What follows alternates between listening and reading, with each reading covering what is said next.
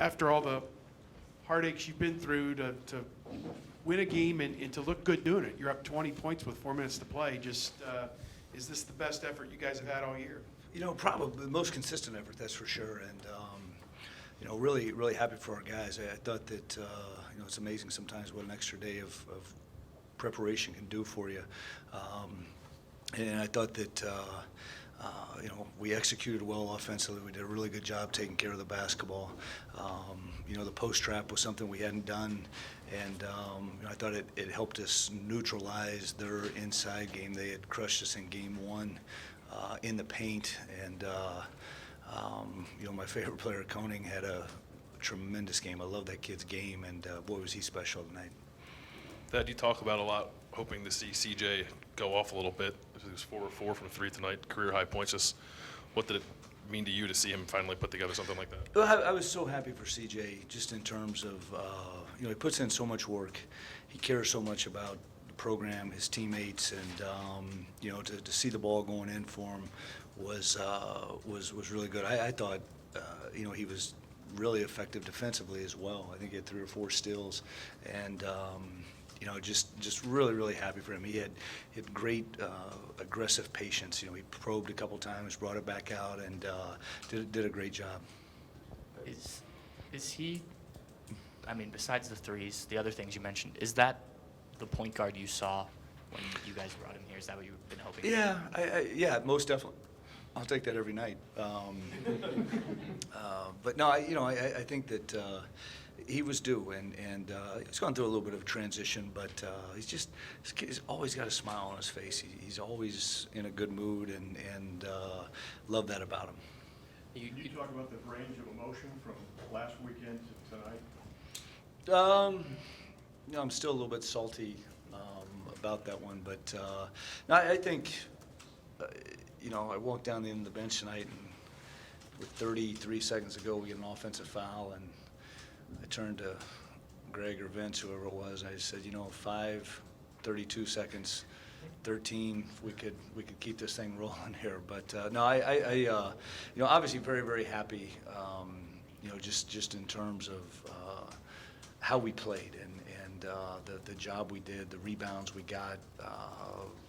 We did a good job of coming up with the 50-50 balls, and that's, honestly, I told our guys today, I said, look, I don't even care if you look at the scoreboard, just play basketball tonight, and I thought they did that.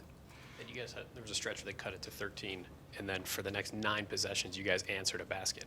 Was that a sign of, like you talked about the other night, they cut it to 11, it's okay to trade baskets for a while. Was that a sign of maybe learning from a mistake in that game? Yeah, most definitely. I mean, the Will Ferrell, we can't freak out. We got to keep our composure, and I think I used that in a timeout. But no, we did a very, very good job of, as you're saying, just answering and not panicking and coming down. And we got a little bit slow offensively there in a stretch where the shot clock was coming into it, but. I thought Jaquan did a good job down the stretch off the switches, driving the basketball, getting to the foul line.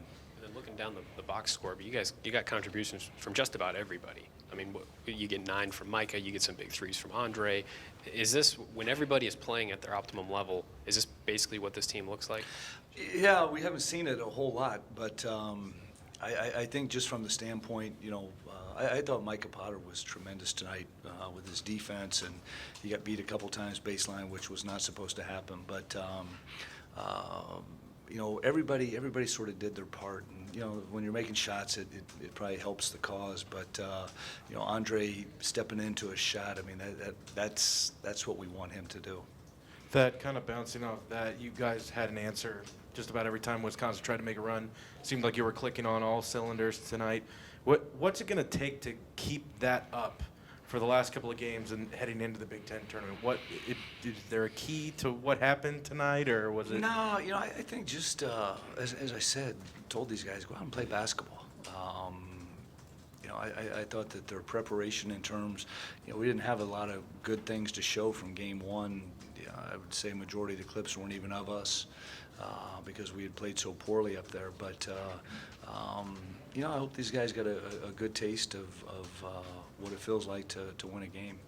Thad, not the idea of just going to play basketball, not thinking, overthinking everything. Did you see it maybe in the quickness that they played with, guys were moving their feet, they were spaced well? Yeah. Did you see just a flow that you hadn't seen, maybe? Yeah, about and I tell you this, the post trap definitely put us in that position, you know, because we were telling our guys the three most important guys were the guys outside of the trap, and you know, we were going to be in scramble mode. We were going to be having to X out and do those things. So I think that definitely put a little pep in the step, if you will, and it was good to see us, you know, flying around, loose balls, tipping them, and that sort of thing.